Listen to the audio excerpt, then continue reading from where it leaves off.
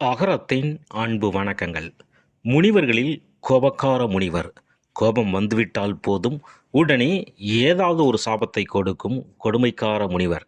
இம்முனிவரிடம் விஷ்ணு பகவானாலும் கூட தப்பிக்க முடியவில்லை.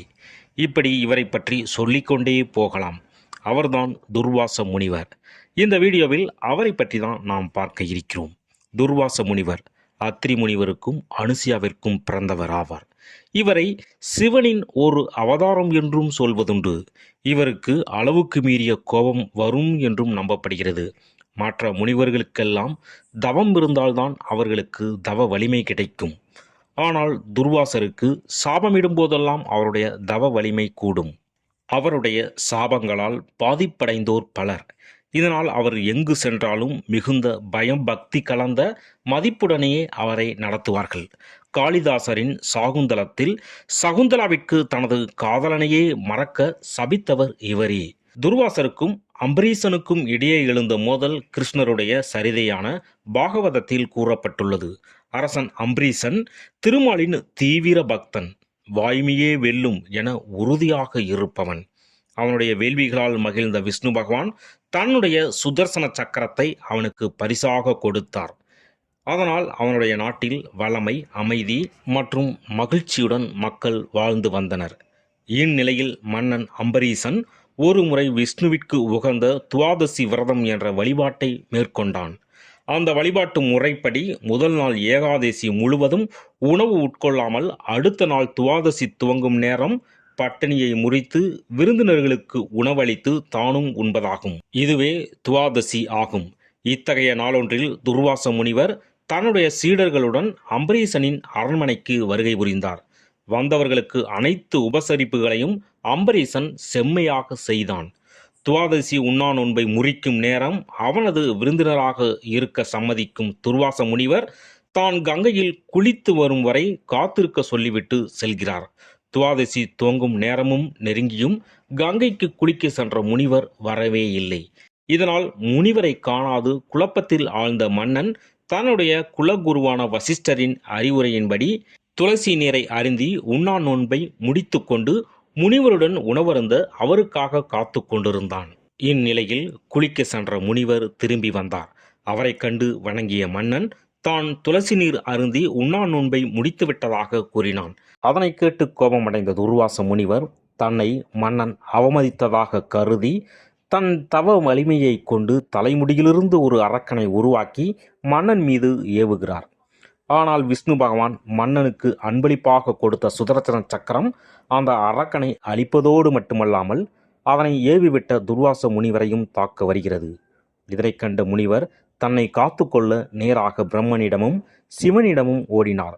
ஆனால் இருவருமே துர்வாச முனிவரை தங்களால் காப்பாற்ற முடியாது என்று கூறிவிட்டனர். எனவே துர்வாசர் விஷ்ணு பகவானிடம் ஓடினார். ஆனால் அவரும் கைவிரிக்கிறார். பின்னர் அம்பரீசனிடமே சென்று மன்னிப்பு கேட்க அவனும் விஷ்ணு பகவானை சுதர்சன சக்கரத்தை திரும்ப பெற வேண்டி முனிவரை காப்பாற்றுகிறான். அடுத்ததாக துர்வாச முனிவரை பற்றி மகாபாரதத்திலும் கொடுக்கப்பட்டுள்ளது. அதாவது ஒரு அட்சய திருதியை நாளன்று துரியோதனனின் அரண்மனைக்கு துர்வாசரும் அவருடைய சீடர்களும் செல்கிறார்கள். காலை நேரத்தில் நல்ல உணவு உண்டு மன திருப்தி அடைந்த துரியோதனனை வாழ்த்தினார்கள். பின்னர் அவர்களிடம் விடைபெற முனைகிறார் துர்வாச முனிவர். அப்போது தீயம் எண்ணம் கொண்ட துரியோதனன் துர்வாச முனிவரின் சாபத்தை பாண்டவர்கள் பெற வேண்டும் என்ற தீய எண்ணத்தில், மகாமுனியே, நான் பெற்ற இச்சிறப்பை பாண்டவர்களும் பெற வேண்டும்.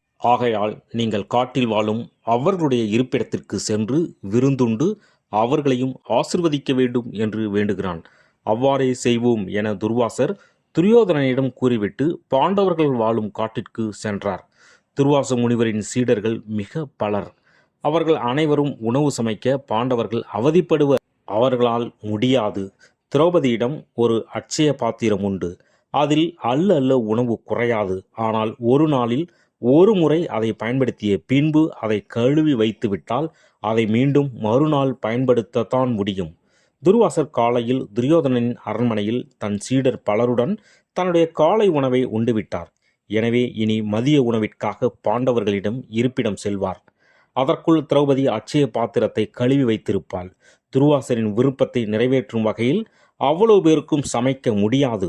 பசியினால் துர்வாசரின் கோபம் பொங்கி எழும். பாண்டவர்களை தன் சாபத்திற்கு உள்ளாக்குவார். அவர்கள் அழிவார்கள். இது துரியோதனின் சதித்திட்டமாக இருந்தது. இப்படித்தான் துரியோதனன் நினைத்தான். அதனாலேயே துர்வாச முனிவரை பாண்டவர்களின் இருப்பிடத்திற்கு அனுப்பினான் துரியோதனன். துரியோதனனின் வேண்டுதன்படியே துர்வாச முனிவர் தன்னுடைய சீடர்களுடன் பாண்டவர்களின் இருப்பிடத்திற்கு செல்கிறார். துர்வாச முனிவரை கண்ட பாண்டவர்கள் அன்போடு அவரை வரவேற்றனர். அப்போது முனிவர் பாண்டவர்களிடம் மதிய உணவு தங்கள் அனைவருக்கும் நீங்கள்தான் அளிக்க வேண்டும் என்று கூறிவிட்டு ஆற்றுக்கு சென்று குளித்துவிட்டு வருவதாக சொல்லி சீடர்களுடன் ஆற்றுக்கு செல்கிறார். துரியோதனன் எதிர்பார்த்தபடியே அட்சய பாத்திரத்தை முற்பகலில் பயன்படுத்தி வந்தவர்களுக்கு விருந்தளித்துவிட்டு அதை கழுவி கவிழ்த்து வைத்திருந்தாள் திரௌபதி. இதனை கண்டு கவலையுற்ற திரௌபதி கிருஷ்ணரிடம் சென்று இச்செய்தியை கூறினாள். உடனே பகவான் கிருஷ்ணர் அட்சய பாத்திரத்தை எடுத்து வரும்படி கூறினார். அது பயன்படாது, கழுவியாயிற்று என திரௌபதி மீண்டும் கூறினாள். இருப்பினும் கிருஷ்ணரின் வற்புறுத்தலால் பாத்திரத்தை கொண்டு வந்தாள். அதில் ஒரு சோற்று பருக்கை மட்டுமே அப்பாத்திரத்தில் ஒட்டி கொண்டிருந்தது. அந்த பருக்கையை எடுத்து வாயில் போட்டு விழுங்கினார் பகவான் கிருஷ்ணர். இவர்தான் பூமியிலுள்ள ஜீவன்களுக்கெல்லாம் படியளக்கும் பகவான் ஆயிற்றே.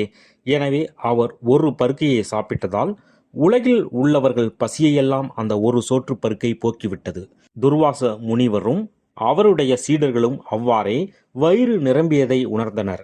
பாண்டவர்களிடம் வந்து அவர்களை வாழ்த்தினார் துர்வாச முனிவர். இதனால் துரியோதனின் தீய எண்ணம் பலிக்காமல் போனது. துர்வாச முனிவர் சாபம் மட்டுமே கொடுப்பவர் அல்லர். தன்னை நன்றாக கவனித்துக் கொள்பவர்களுக்கு வரங்களும் கொடுத்திருக்கிறார்.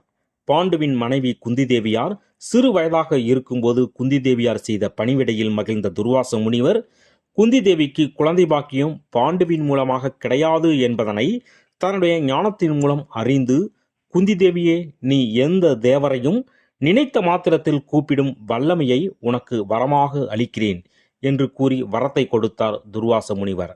இந்த வரத்தின் மூலமே கர்ணன், தர்மன், பீமன், அர்ஜுனன் மற்றும் மாத்ரிக்கு நகுலன், சகாதேவன் ஆகியோர் பிறந்தனர். ஒருமுறை இந்திரன் தன்னுடைய ஐராவதத்தில் வலம் வந்து கொண்டிருந்தான். அப்போது இந்திரனுக்கு லக்ஷ்மி தேவியாருக்கு பூஜை செய்த ஒரு மாலையை பிரசாதமாக கொண்டு வந்து கொடுத்தார் துர்வாசர்.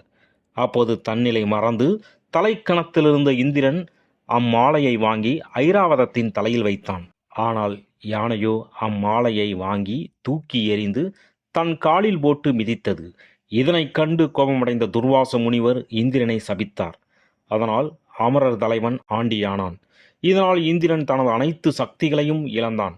மேலும் சரஸ்வதி தேவியார் முனிவரின் வேதங்களை தவறாக ஓதுவதைக் கண்டு சிரித்ததால் அவளை மனிதனாக பிறக்க கடவது என்று சபித்தார் துர்வாச முனிவர்.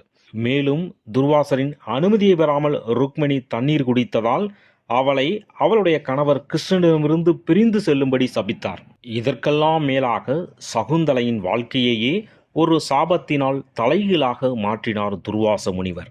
ஒருமுறை சகுந்தலை கண்வ முனிவரின் ஆசிரமத்தில் வாழ்ந்து வந்தார்.